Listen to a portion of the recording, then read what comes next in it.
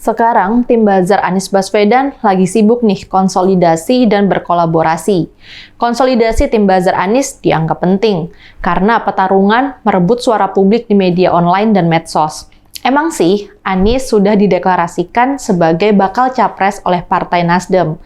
Tapi, untuk Anies sah jadi capres, suara Nasdem belum cukup.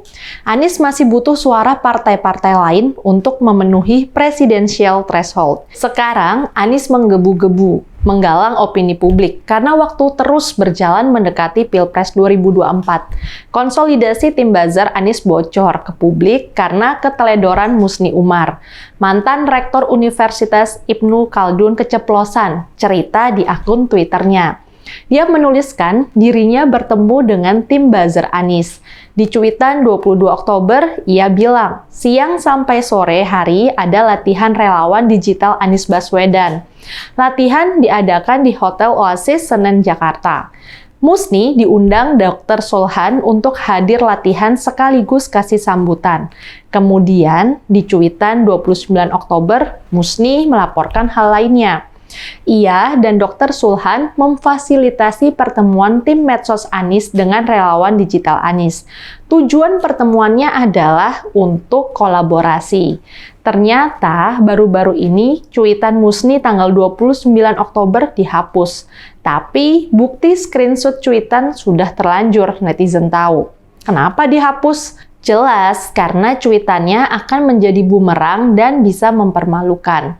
Pertama, ini bukti bahwa Musni Umar menjadi fasilitator tim buzzer Anies. Yang kedua, ini bukti bahwa Anies juga secara serius memelihara tim buzzer. Lucunya, kubu pendukung Anies sering berlagak suci. Mereka sering menghina netizen yang membela posisi pemerintah sebagai buzzer RP. Netizen yang kritis pada Anies dikutuk seolah pasti masuk neraka. Sedangkan buzzer yang membela Anies diberi julukan yang positif atau netral. Misalnya tim medsos dan relawan digital. Mereka menolak disebut buzzer. Padahal perilaku dan aktivitasnya ya persis seperti buzzer biasa. Mereka menyerang lawan-lawan politik Anies dengan keras. Mereka nggak segan mempermainkan hoax dan pelintiran informasi. Tapi mereka lihai main kata-kata untuk tampil suci tanpa celah. Sekarang karena cuitan Musni, kita tahu buzzer Anies itu nyata adanya. Malah mereka pakai pelatihan segala. Tujuannya tentu aktivitas buzzernya efektif. Mereka akan memulas habis citra Anies di mata publik agar jalan Anies menuju Pilpres 2024 lancar jaya. Pelatihannya di hotel loh, pasti tim buzzer dan medsos ini ada dananya. Mereka bukan aktivis sukarelawan biasa yang kerjanya gratisan. Pemanfaatan buzzer oleh Anies sebenarnya bukan baru sekarang saja. Setahun lalu, November 2021, Anies memiliki tim buzzer lain. Sekarang cukup istimewa karena pakai embel-embel agama. Tim buzzer ini dibentuk oleh Majelis Ulama Indonesia atau MUI DKI Jakarta. Sebelum tim buzzer dibentuk, MUI DKI diberi dana hibah oleh Pemprov DKI. Hibahnya sangat besar, nilainya 10,6 miliar rupiah. Buzzer bentukan MUI DKI diberi nama Cyber Army. Namanya keren ya, tapi kerjanya ya seperti buzzer biasa. Ketua Umum MUI DKI Jakarta, Munahar Mukhtar, membela pembentukan buzzer itu. Munahar bilang, pembentukan Cyber Army adalah gagasan MUI DKI. Cyber Army dibentuk untuk melawan buzzer yang menyerang ulama, juga untuk membela Gubernur DKI Anies Baswedan.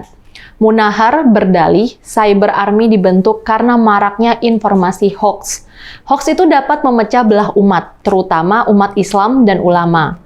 Munahar mengklaim pihaknya nggak akan memakai dana hibah Pemprov untuk pasukan cyber. Menurutnya, dana hibah itu akan digunakan untuk program kerja dan untuk kegiatan operasional MUI DKI.